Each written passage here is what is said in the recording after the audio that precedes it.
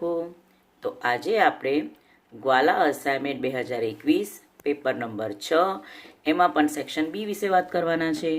તો ચાલો આપણે બાળકો સેક્શન બીની શરૂઆત કરીએ.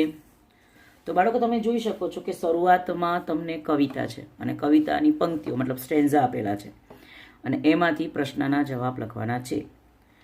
અ one eyed sun on a black tree, મતલબ કાળા વૃક્ષ પર એક આંખવાળો સૂરજ.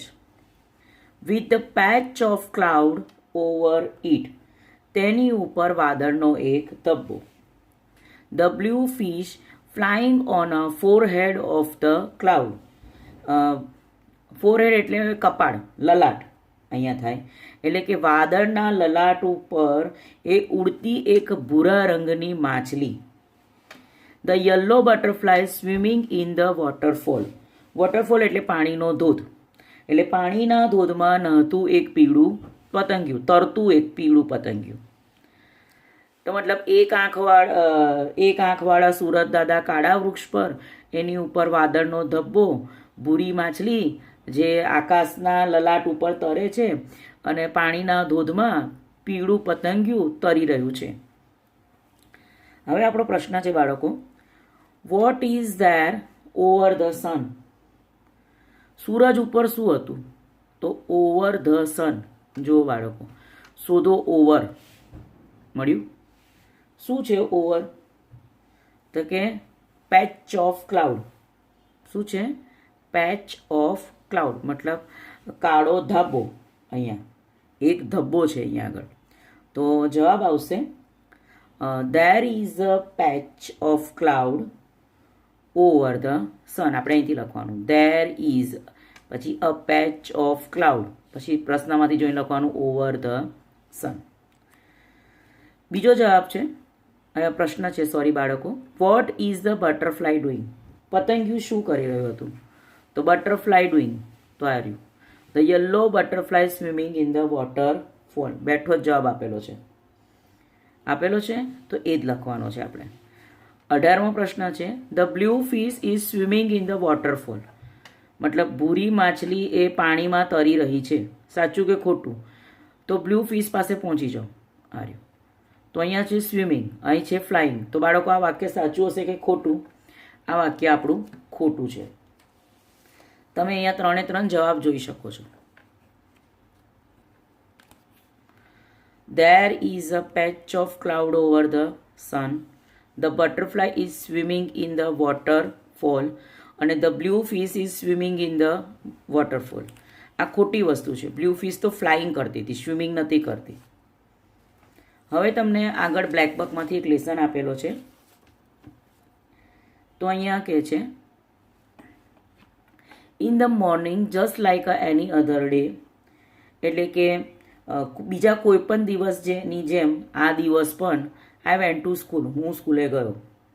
આઈ knew it would get the previous month scholarship that day and once I had paid the fees with that amount the jalebi would be completed digest.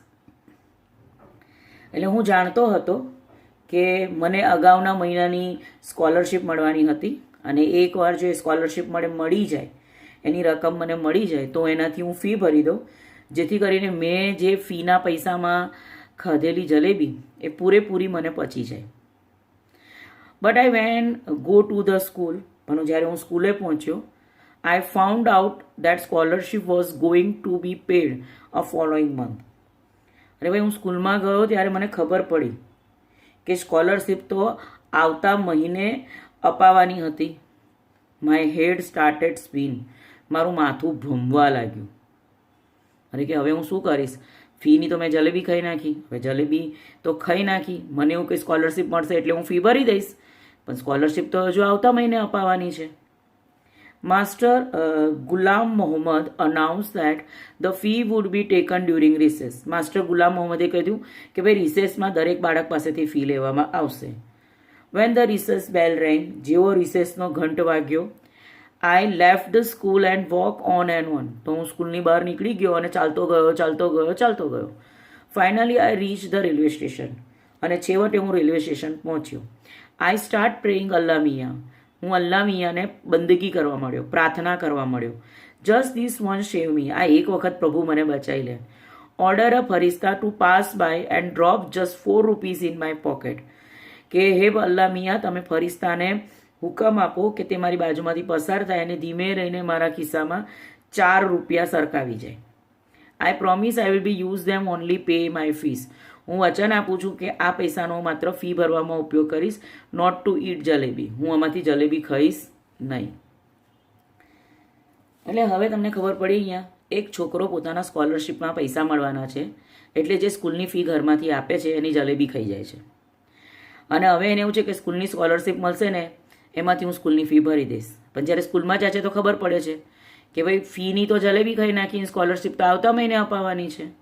અને સ્કૂલના master Gulam મોહમ્મદે કહી દીધું કે રિસેસમાં દરેક બાળકે ફી આપવી. હવે ફીના પૈસા તો છે નહીં, એટલે ભાઈ સ્કૂલમાંથી ચાલતા જાય છે, રેલવે સ્ટેશન પહોંચે છે અને અલ્લાહ મિયાને પ્રાર્થના કરે છે કે ભગવાન તારા ફરિશ્તાને કહે કે ગમે તે રીતે મારા ખિસ્સામાં 4 રૂપિયા મૂકી દે, જેથી કરીને હું મારી ફી ભરી શકું. હું વચન આપું છું કે આ પૈસાની માત્ર હું ફી ભરીશ, હું તો જલેબી ખાઉં નહીં. બરાબર? તો હવે આપણે પ્રશ્ન જવાબ શરૂ કરીએ. How did the boys plan to pay the fees? Any fee ભરવા માટેનો વિચાર, આઈડિયા, યુક્તિ શું હતી? એને હતું ને, શું હતું કે ભાઈ સ્કોલરશિપ મળશે એટલે ફી ભરાઈ જશે. બરાબર? ક્યાં છે? અહીંયા આપ્યું છે કે knew that it would be previous month scholarship that he had paid the fees that amount. તો અહીંયા થશે કે અહીંયા તમારે સમજવાનું છે કે ધ બોય અહીંયા લખવાનું છે. અને અહીંયા બાળકો તમે ફરી હું સમજાવું કે અહીંયા ડીડ છે, તો જે પણ અહીંયા ક્રિયાપદનું રૂપ હશે એનું ભૂતકાળનું રૂપ લખાશે, ડીડ નીકળી જશે. એટલે ધ બોય પ્લાન શું કહે છે? To pay the fees. શું? With the previous month scholarship. ગયા મહિનાની આપણને આ મહિને સ્કોલરશીપ મળશે એમાંથી ફી ભરી દેવાશે, કેમ કે ફીના પૈસાની તો જલેબી ખવાઈ ગઈ છે. બાળકો ખબર પડી? ડીડ નીકળી જશે અને ક્રિયાપદને જે છે ત્યાં આગળ તમારે ભૂતકાળનું રૂપ લખવું પડશે. જો આ નહીં લખો તો અડધો માર્ક કપાઈ જશે. જો તમે ધ બોય પ્લાન લખ્યું છે ભૂતકાળનું રૂપ, ટુ પે ધ ફીસ આટલું પ્રશ્નમાંથી જોઈને આવ્યું છે. શેનાથી ફીસ ભરવાનો હતો? With the previous month scholarship. બરાબર? ગયા મહિનાની સ્કોલરશીપમાંથી એ ફી ભરવાનો હતો. હવે આપણો પ્રશ્ન છે the jalebi would be completed digested. Jalebi પૂરેપૂરી ક્યારે પચશે? કે જ્યારે ભાઈ ગયા મહિનાની જે સ્કોલરશીપ આ મહિને મળશે એ ફીસ તમારા ભરાઈ જશે તો જલેબી પચી જશે. એટલે આપણે પ્રશ્નમાંથી જોઈને લખવાનું કે the jalebi would be completed digested when, એટલે કે જ્યારે. ક્યારે? તો કે he would be pays fees, જ્યારે એ ફી ભરી દેશે ત્યારે. બરાબર? With the previous month scholarship, જે ગયા મહિનાની ફી આવે છે સ્કોલરશીપ એમાંથી, જે ગયા મહિનાની જે સ્કોલરશીપ આવે છે એની ફી ભરશે એટલે ભાઈને શાંતિ કે જલેબી મારી પચી ગઈ. જો અહીંયા લખેલું છે કે once I had paid a fees that amount the jalebi would be complete digested. મતલબ એક વખતે જે સ્કોલરશીપ મળવાની છે એની ફી ભરાય એટલે મારી જલેબી પચી ગઈ. તો ફરી આપણે એક વખત સમજી લઈએ. The jalebi would be completed digested when, ક્યારે? કે he would paid the fees, એ ફી ભરી દેશે. શેનથી? With the previous month scholarship, ગયા મહિનાના આવવાના પૈસાની સ્કોલરશીપ આવશે એટલે ફી ભરાઈ જશે. જોઈ લો. The jalebi would be completed digest when, એટલે જ્યારે he would pay the fees, એ ફી ભરી દેશે. શેનાથી? With the previous month scholarship, જે ગયા મહિનાની સ્કોલરશીપ આવશે એમાંથી એ ફી ભરી દેશે. What did the boy come to know when he went to school? ભાઈ સ્કૂલમાં ગયા તો શું ખબર પડી? સ્કૂલમાં ગયો ને છોકરો તો શું ખબર પડી એને? તો તમને ખબર છે સ્કૂલમાં ગયો તો શું કર્યું કે ભાઈ સ્કોલરશીપ તો ક્યારે મળવાની છે એને? સ્કોલરશીપ મળવાની ક્યારે? The following month. આવ્યું તો કે છે I go to school and I found out the scholarship was going to be pad following month. એને આ જ ખબર પડી. તો આપણે જવાબમાંથી બાળકો ફરી યાદ રાખજો. અહીંયા ડીડ આપ્યું છે, બરાબર? ડીડ આપ્યું છે એટલે આપણને ખબર પડવી જોઈએ કે ક્રિયાપદનું કયું રૂપ આવશે. બરાબર? એટલે અહીંયા કીધું છે અને આપેલું છે. બરાબર? કે van he went to school. બરાબર? ધ બોય કમ નું કેમ થઈ જશે, ભૂતકાળનું રૂપ અહીંયા લખવાનું છે. જો અહીંયા ના લખીએ તો આપણો અડધો માર્ક કપાઈ જશે. અને શું એને ખબર પડી? હી કેમ ટુ નો, જાણવા મળ્યું. શું જાણવા મળ્યું? That the scholarship was going to be pad of following month. બેઠું લખવાનું છે, જુઓ તમે. When the boys went to school, he came to know that scholarship was going to be paid the following month. હવે આપણો આગળનો પ્રશ્ન આવશે 21 પછી 22મો. તો 22મો પ્રશ્ન છે, vote did the master Gulam Mohammad announce? ગુલામ મોહમ્મદે શું એનાઉન્સ કર્યું? તો તમે જોઈ શકો છો ગુલામ મોહમ્મદે શું કીધું? બેઠો જ પ્રશ્નમાંથી જવાબ. Master Gulam Mohammad announce that the fee would be taken during recess time. આમાં કશું જ કરવાનું નથી. આ આખો પ્રશ્નમાંથી અહીંયા ફકરામાંથી બેઠો જવાબ લખી દેવાનો છે. તમે જોઈ લો. માસ્ટર ગુલામ મોહમ્મદ, બરાબર, announce that the fees wood be taken during recess છે ને, બેઠો જોઈને લખી દેવાનો છે. હવે આપણો આગળનો પ્રશ્ન છે અહીંયા આગળ, what did the boy pray to Allah Miya? એને ભગવાનને શું પ્રાર્થના કરી? અલ્લાહ મિયાને પ્રાર્થના કરીને એને શું કીધું કે ઓર્ડર ધ ફરિસ્તા to pass by and drop just 4 rupees in my pocket. કે હે અલ્લાહ, તમારા ફરિસ્તાને ઓર્ડર આપો કે મારા પાસેથી પસાર થાય અને મારા ખિસ્સામાં 4 રૂપિયા, મારા ખિસ્સામાં 4 રૂપિયા એટલે તેના ખિસ્સામાં. છોકરો હી છે, જો આઈનું માય થાય તો હીનું શું થાય? બિલકુલ સાચું, હીનું શું થાય? હીઝ થાય. હીનું શું થાય? હીઝ થાય. આવા નાના નાના આપણા ગ્રામેટિકલ પ્રોનાઉન્સના બધા આપણે પરિવર્તન લાવવા પડે જેથી જવાબમાં એકમાંથી 1 માર્ક મળે. તો શું થશે અહીંયા આગળ? તો આપણે બોલીશું કે the boy prayed to Allah મિયા. અહીંયા પણ ભૂતકાળ લખવું પડશે. અલ્લાહ મિયા શું કહે છે એને?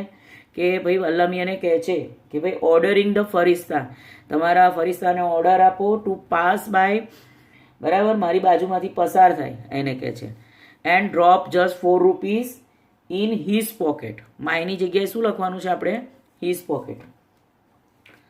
તમે જો, the boy prayed to Allah Miya to save him by ordering a ફરિસ્તા to pass by the and drop just 4 rupees in his pocket. કે ભાઈ ભગવાન 4 રૂપિયા તમારા ફરિસ્તાને ઓર્ડર આપીને મારા માટે મોકલાવી દો. ત્યાર પછીનો પ્રશ્ન શું છે બાળકો? સરસ મજાના ડેટા આપેલા છે, હે ને? અને આ ડેટામાંથી તો આપણે 5માંથી 5 માર્ક લેવા જ જોઈએ. ચાલો આપણે તમને સમજાવીએ. ડેટાને ધ્યાનથી વાંચો. પહેલું શું લખ્યું છે? 20 જાન્યુઆરી 2020. નોટિસ છે, સૂચના છે. 100% લિટરસી, સેમિનાર ઓન લિટરસી, બરાબર, organise by 10th B. Date 25 January 2020. Venue એટલે સ્થળ, વેન્યુ એટલે સ્થળ, પ્લેસ. યાદ રાખજો, વેન્યુ એટલે સ્થળ અને place. Assembly hall.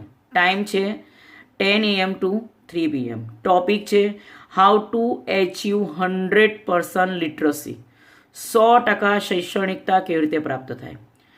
All the students are requested to be present at the seminar. દરેક વિદ્યાર્થીને વિનંતી છે કે તેઓ આ સેમિનાર, આ કાર્યક્રમમાં હાજર રહે. પ્રિન્સિપાલ, બરાબર, પ્રિન્સિપાલે કીધું કે ભાઈ આપણે 10th B વાળા એક પ્રોગ્રામ ગોઠવ્યો છે જેમાં કેવી રીતે 100% શૈક્ષણિકતા લાવી શકાશે, સાક્ષરતા દર લાવી શકાશે, એના માટે છે. તો ભાઈ કઈ તારીખે આપણને નોટિસ આપી? 20 જાન્યુઆરીએ.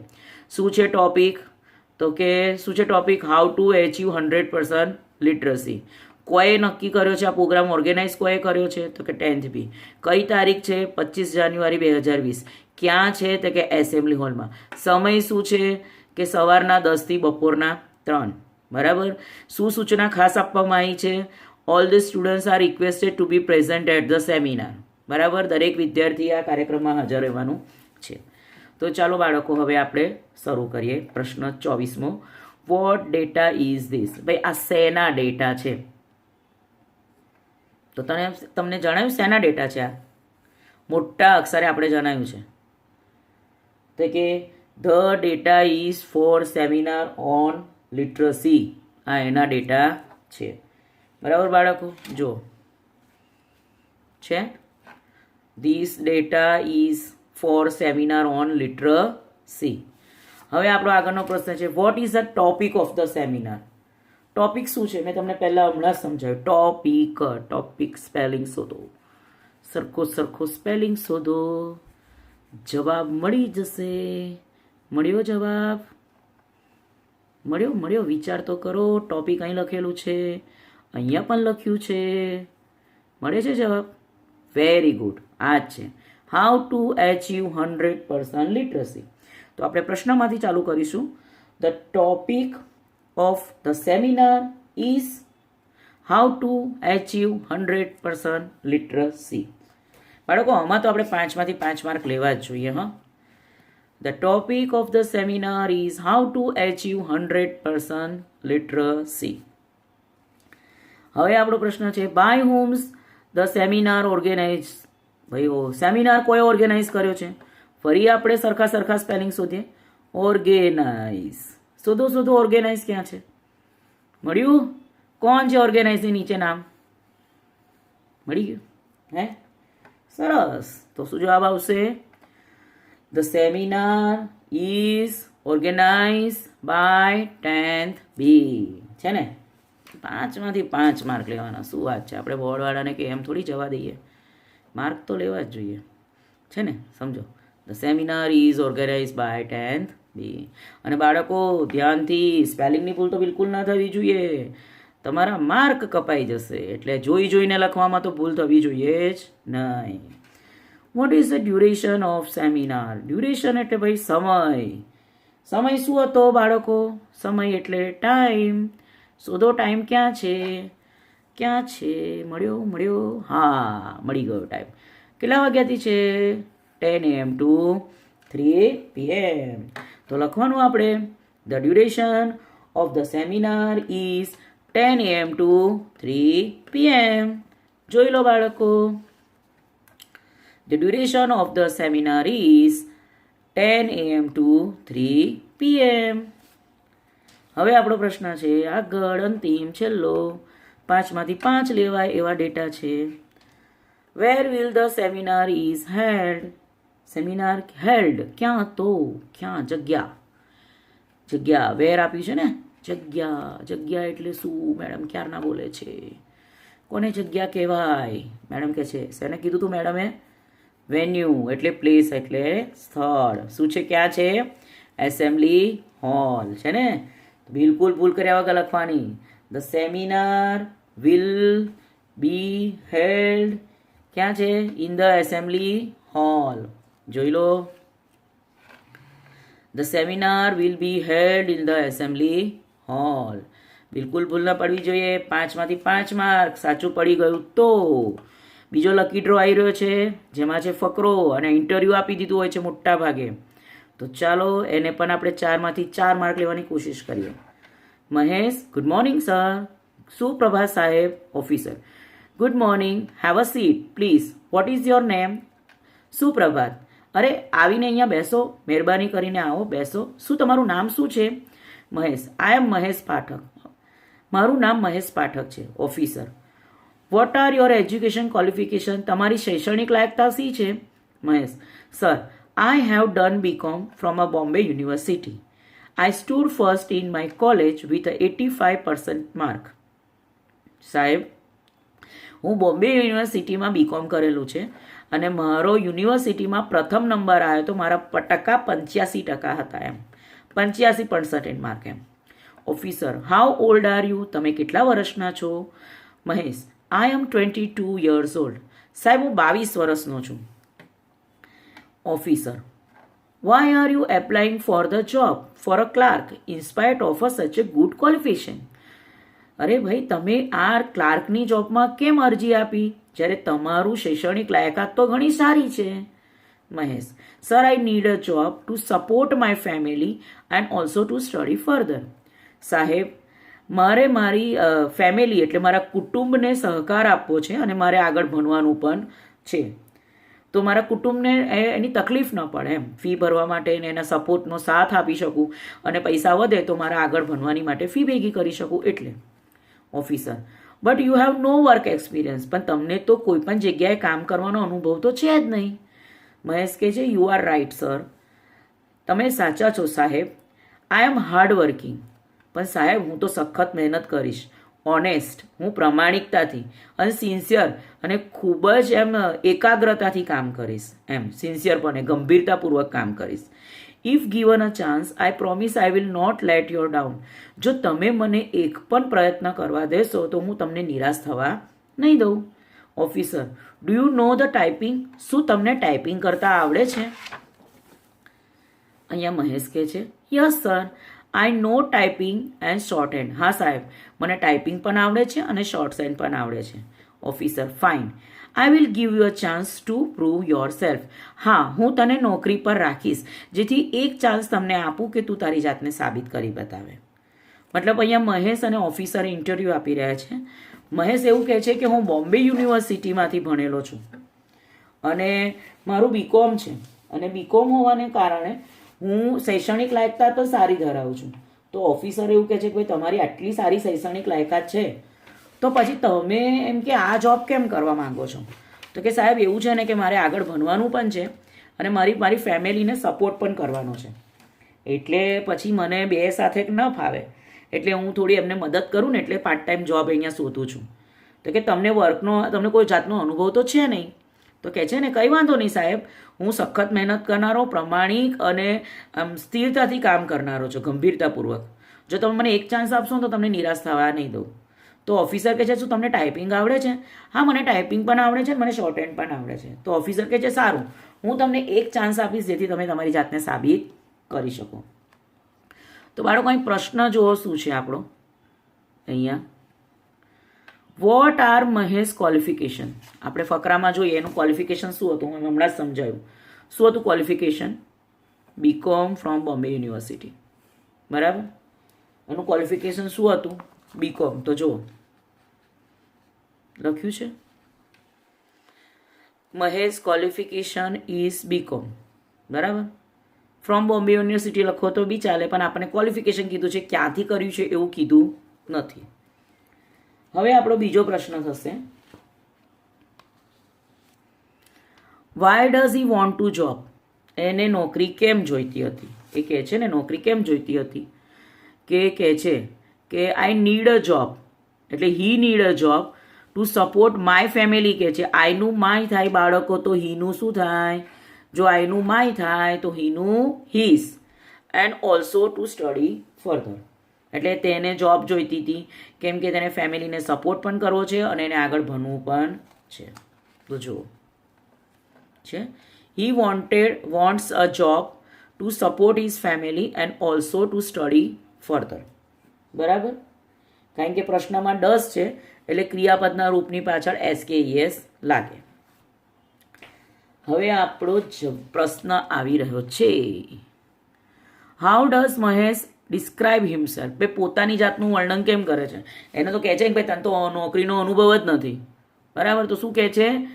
You are right sir, I am hard working, honest and sincere. If you given a chance I promise I will not let you down. એટલે મહેશ શું ડિસ્ક્રાઇબ હિમસેલ્ફ શું કહે છે? દેટ અહીંયા આઈ એમ આપેલું છે એટલે આપણે શું લખીશું? He is hard working, sincere. If a given chance તો તે, એટલે he promise, he will not let you down. You એટલે કોણ?